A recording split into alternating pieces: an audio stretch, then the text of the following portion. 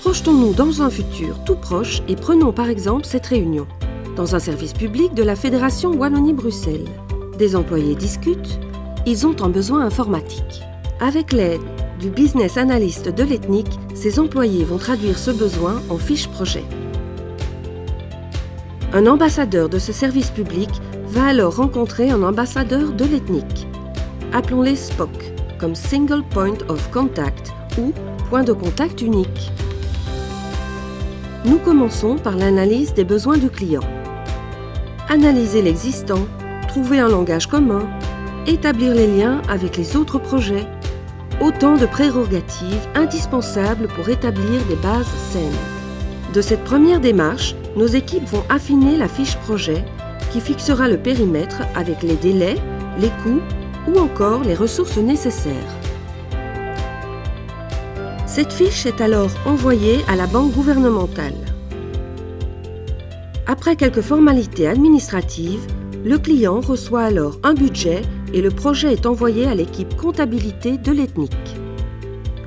Le client recevra ensuite un PC Following qui lui permettra de suivre la consommation budgétaire de son projet, mais également les délais et les risques au fur et à mesure. Il faut à présent composer l'équipe qui développera le projet avec des programmeurs, des analystes ou encore des web designers.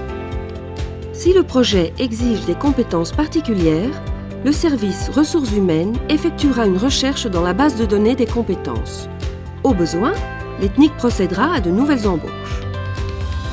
Une fois l'équipe composée, le projet est soumis au service juridique qui vérifie la conformité du projet, puis, avec le service marché public, examine les termes de l'offre et le contrat.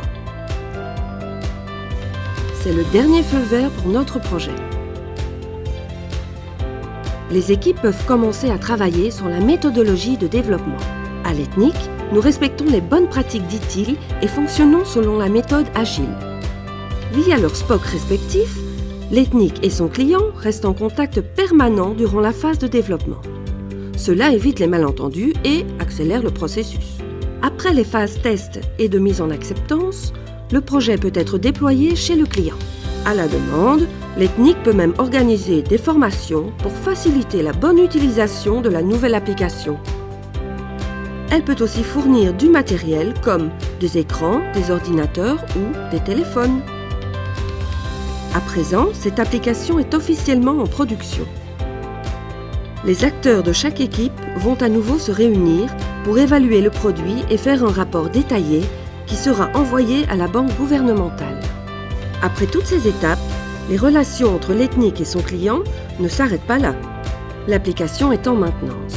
En cas de question ou de problème, l'Ethnic se tient à disposition via son service desk ou les SPOC.